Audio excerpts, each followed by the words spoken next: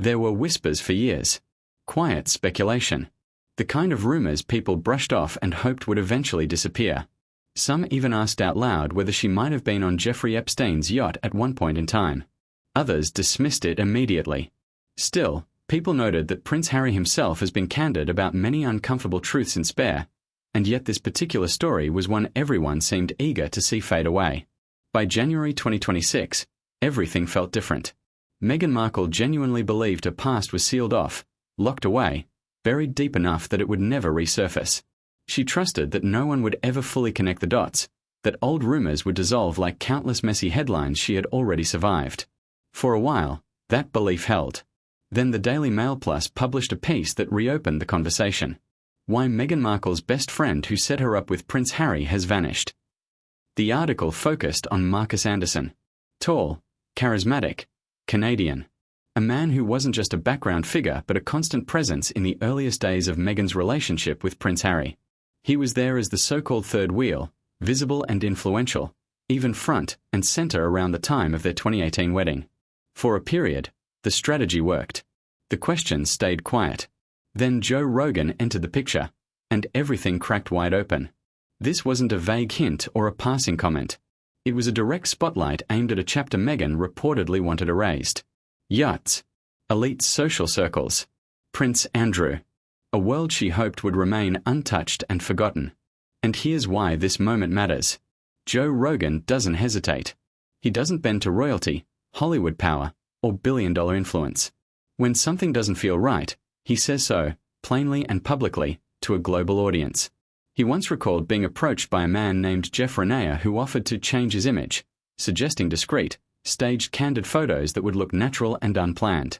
Rogan openly mocked the idea, calling it forced and fake. That context matters because when Joe began questioning alleged links between Meghan, luxury yacht culture, and circles tied to Prince Andrew, reports suggest panic followed quickly. Lawyers moved fast. Public relations teams scrambled. This wasn't idle gossip anymore. It was the very narrative Meghan was said to have spent years trying to keep buried. Joe Rogan isn't just another commentator. He hosts the largest podcast in the world. When he talks, global conversations shift. That's what makes him especially dangerous to image-managed celebrities. He doesn't play polite. Titles don't impress him. If something doesn't add up, he says it out loud.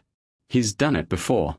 Back in 2020, Rogan openly mocked what he called the royal branding machine, joking that Meghan was transforming Harry into a celebrity product. In 2023, he questioned her complaints about her early acting career, bluntly asking what expectations she realistically had. No filter. No questioning. That's Joe Rogan. So when he started revisiting Meghan's alleged Yachtera connections, alarms reportedly went off immediately. Once he began asking questions about elite networks and ties linked to Prince Andrew, it became clear this wasn't just another tabloid cycle. Joe isn't mainstream media. He doesn't answer to editors, sponsors, or palace-friendly narratives.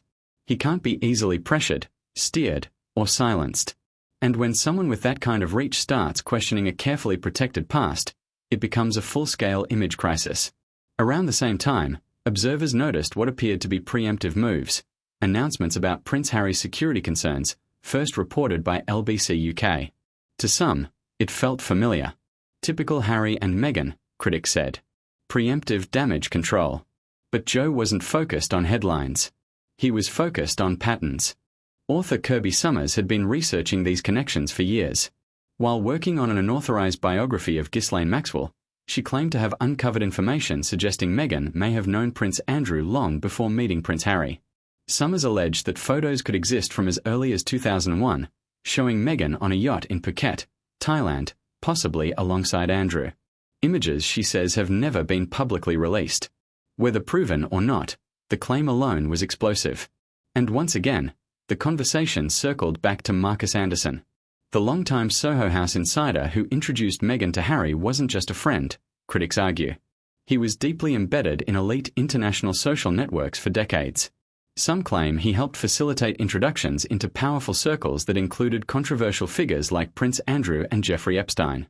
There is confirmed documentation that Meghan received an invitation to Yacht Week 2016 in Croatia. Media outlets at the time described the event not as a quiet sailing trip, but as an extreme party environment centered on wealth, influence, and curated access. Did she attend? There's no confirmed proof. And that uncertainty is exactly what Joe keeps pressing. When tabloids speculate, people shrug. When authors make claims, critics cry bias. But when Joe Rogan raises questions on the biggest podcast platform on earth, people listen. Reports say the reaction after one of these discussions was immediate and intense. Piers Morgan even posted on X, joking that the public seemed about 2 months away from a sex tape. Meghan's inner circle, according to insiders, went into full panic mode. Why? Because tabloids can be pressured. Palace access can be managed. Stories can be delayed with lawyers. But Joe Rogan, he's untouchable. And that's where Marcus Anderson becomes central. Joe keeps returning to him because the connection explains too much to ignore. Anderson is the global membership director at Soho House. He undeniably introduced Meghan to Prince Harry. But Joe's questions go further. How did Anderson know she was the right match for a prince? Why was that introduction even on his radar? And what kind of relationship existed long before Harry entered the picture? Meghan has rarely been seen at Soho House without Marcus Anderson, Misha Nonu, or Prince Harry present. According to Soho House rules, guests must stay alongside a member at all times. Meghan reportedly couldn't even attend her own New York City baby shower there without Anderson accompanying her. Kirby Summers claims Anderson had been connecting Meghan with wealthy and influential men for years, not months, dating back to 2001. That's more than 2 decades of access to elite spaces most people never come close to. And this matters because Soho House isn't just a social club. It's a closed-door networking engine. Anderson's role involves deciding who meets whom, quietly and privately. According to research Joe has discussed, one alleged overlap involves Meghan and Prince Andrew through circles tied to Ghislaine Maxwell and Jeffrey Epstein. If that were ever proven, critics argue, it would reframe everything. Meeting Harry wouldn't look like chance. It would look like strategy. Then there's Thailand. Summers maintains that mainstream outlets may possess photos from 2001 allegedly showing Meghan on a yacht in Phuket with Prince Andrew. Photos distinct from widely circulated images that actually feature model Alexandra SR. Fact-checkers confirm those viral images are misidentified. But Summers insists she's referring to different, unpublished material. Joe's question remains simple. If such images exist, why has no major outlet investigated them? Legal threats. Palace pressure. Fear of defamation. The same reasons uncomfortable stories have been buried for decades. But Joe Rogan doesn't operate by those rules. And that's exactly what infuriates Meghan's camp, according to reports. She can sue tabloids. She can pressure British media. But she can't silence Joe Rogan. And so the questions continue.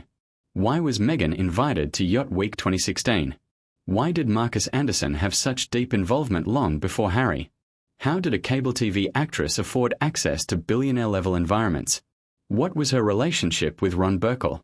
And the biggest question of all, did she know Prince Andrew before meeting Prince Harry?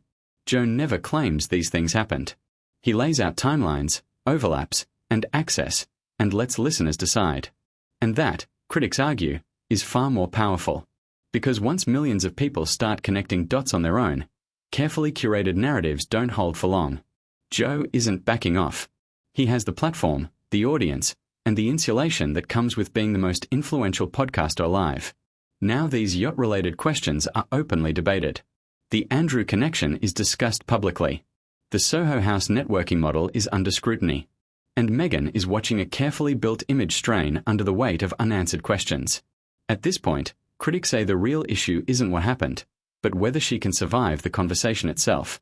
And based on the silence, the reported panic, and the lack of direct answers, many believe she already knows the answer. That's where we'll leave it.